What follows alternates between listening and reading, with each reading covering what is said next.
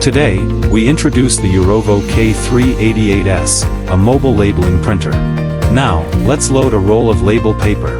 Open the peeler cover, push up the orange button on the corner, and drop the tape roll in the machine with the label side facing up. The machine handles 30 mm to 80 mm wide labels via a side dial.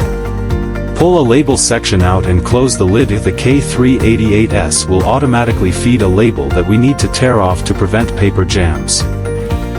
Then straighten down the labels, and close the peeler.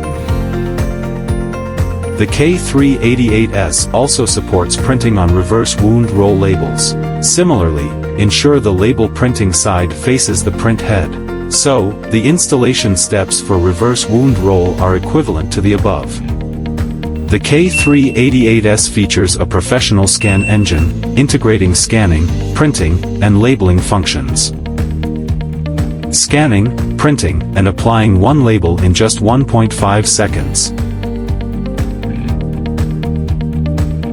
Or scan multiple labels, print out a corresponding label. K388S battery with hot swap enables uninterrupted operation without powering off for battery replacement.